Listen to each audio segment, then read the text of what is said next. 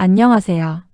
최근 해외 선물이나 국내 선물 시장을 보다 보면 많은 투자자들이 한 번쯤은 역추세 매매에 관심을 가지게 됩니다. 이유는 단순합니다. 이미 크게 오른 자리에서는 이쯤이면 떨어질 것 같다라고 생각하게 되고, 반대로 급락한 자리에서는 이제 반등 나오지 않을까? 라는 기대감이 생기기 때문입니다. 특히 나스닥 선물이나 골드 선물처럼 변동성이 강한 시장에서는 급등과 급락이 자주 발생하다 보니 고점에서 매도하고 저점에서 매수하는 방식이 굉장히 매력적으로 보일 수 있습니다. 실제로 차트만 보면 꼭대기에서 매도하고 바닥에서 매수하는 것이 가장 이상적인 방법처럼 느껴집니다. 하지만 현실의 시장에서는 역추세 매매가 생각보다 훨씬 위험한 전략으로 평가받는 경우가 많습니다. 2026년 현재 해외 선물 시장은 과거보다 변동성이 더욱 빠르고 강해진 환경으로 바뀌고 있습니다. 미국 금리 정책 변화, AI 산업 성장, 지정학적 리스크, 원자재 가격 급등락 같은 변수들이 동시에 시장에 영향을 주면서 추세가 한 방향으로 강하게 이어지는 경우도 많아졌습니다. 특히 최근에는 기관 알고리즘 거래와 AI 기반 자동 매매 비중이 크게 늘어나면서 강한 추세 구간에서는 개인 투자자들의 예상보다 훨씬 오래 방향이 지속되는 현상도 자주 나타나고 있습니다. 실제 글로벌 선물 시장에서도 알고리즘 거래 확대와 단기 변동성 증가에 대한 분석이 계속 나오고 있습니다. 역추세 매매가 위험한 가장 큰 이유는 바로 추세의 반대로 싸운다는 점입니다. 시장은 생각보다 강한 힘으로 움직이는 경우가 많습니다. 예를 들어 나스닥 선물이 강한 상승 흐름을 만들기 시작하면 단순히 많이 올랐다는 이유만으로 하락 전환이 바로 나오지는 않습니다. 오히려 기관 자금과 알고리즘 매수세가 계속 유입되면서 예상보다 훨씬 더 크게 상승하는 경우도 많습니다. 그런데 초보 투자자들은 이런 상황에서 너무 많이 올랐으니까 이제 떨어질 때가 됐다라고 생각하며 무리하게 매도 진입을 시도하는 경우가 많습니다. 문제는 시장은 개인의 기대대로 움직이지 않는다는 점입니다. 특히 해외 선물 시장은 레버리지가 크기 때문에 역추세 매매가 더 위험할 수 있습니다. 방향이 반대로 조금만 움직여도 손실이 빠르게 커질 수 있기 때문입니다. 그런데 역추세 매매를 하는 사람들의 공통적인 특징 중 하나는 손절을 잘 못한다는 점입니다. 이유는 단순합니다.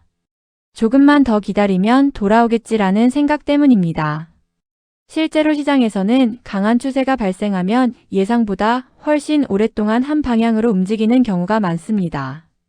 그런데 손절 없이 버티기 시작하면 결국 물타기로 이어지고 계좌 전체 리스크가 커질 가능성이 높아집니다. 또한 역추세 매매는 심리적으로도 굉장히 어려운 전략입니다. 추세 방향과 반대로 진입하기 때문에 시장이 계속 반대로 움직일 때 불안감이 커질 수밖에 없습니다. 특히 최근처럼 미국 경제지표 발표 영향이 커진 시장에서는 순간적인 변동성이 매우 강하게 나타납니다. CPI 발표, FOMC 회의 고용지표 발표 같은 이벤트에서는 시장이 예상보다 훨씬 강한 추세를 만드는 경우도 많습니다. 이런 상황에서 역추세로 대응하면 손실이 매우 빠르게 확대될 수 있습니다.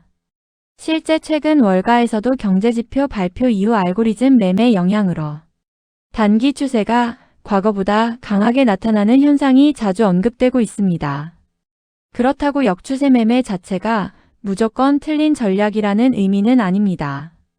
실제로 숙련된 트레이더들 중에는 과매수와 과매도 구간을 활용해 역추세 전략으로 수익을 내는 사람들도 존재합니다. 하지만 중요한 차이는 그들은 무작정 감으로 진입하지 않는다는 점입니다. 거래량 감소, 변동성 둔화, 주요 저항 구간, 경제, 일정, 시장 심리 등 다양한 조건을 함께 확인하면서 진입합니다. 그리고 가장 중요한 것은 손절 기준이 명확하다는 점입니다. 즉, 잘못된 자리라고 판단되면 빠르게 손실을 제한합니다.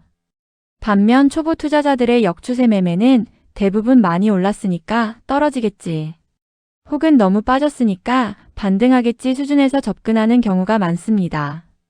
문제는 시장은 단순히 많이 올랐다고 바로 하락하지 않는다는 점입니다. 강한 추세에는 이유가 존재합니다. 예를 들어 미국 금리 인하 기대감이 강해지거나 AI 산업 관련 대형 호재가 나오면 나스닥 선물이 며칠 이상 강한 상승 흐름을 이어갈 수도 있습니다. 반대로 글로벌 경기 침체 우려가 커질 경우 원유나 증시 선물이 예상보다 더 강하게 하락할 수도 있습니다. 그리고 역추세 매매에서 가장 위험한 상황은 바로 계속 버티는 습관입니다. 많은 투자자들이 처음에는 작은 비중으로 시작하지만 손실이 커질수록 추가 진입을 반복합니다. 이른바 물타기 방식입니다.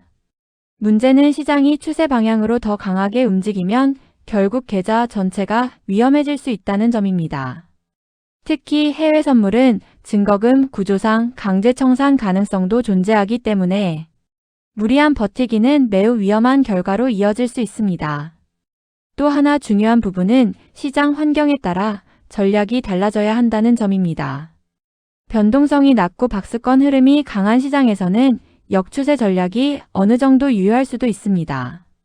하지만 최근처럼 글로벌 이슈가 많고 방향성이 강하게 나오는 시장에서는 오히려 추세 추종 전략이 더 유리한 경우가 많습니다. 결국 중요한 것은 현재 시장 상태를 이해하는 능력입니다. 실전 트레이더들이 공통적으로 강조하는 부분도 바로 이것입니다. 시장과 싸우지 말라는 것입니다. 특히 초보 투자자일수록 강한 추세 구간에서는 역추세보다 추세 방향을 따라가는 연습이 더 중요할 수 있습니다. 왜냐하면 역추세 매매는 타이밍이 매우 중요하고 심리적으로도 훨씬 어려운 전략이기 때문입니다. 결론적으로 역추세 매매는 높은 수익 가능성만큼이나 매우 큰 위험성을 가진 전략입니다. 특히 해외 선물 시장처럼 레버리지가 크고 변동성이 빠른 환경에서는 작은 실수도 큰 손실로 이어질 수 있습니다. 단순히 많이 올랐다는 이유만으로 매도하고 많이 떨어졌다는 이유만으로 매수하는 방식은 장기적으로 매우 위험할 수 있습니다. 결국 시장에서 중요한 것은 자신의 예상보다 실제 흐름을 우선으로 보는 것입니다. 해외 선물 시장에서 오래 살아남기 위해서는 감정적인 예측보다 시장 흐름과 리스크 관리를 중심으로 접근하는 습관이 반드시 필요합니다.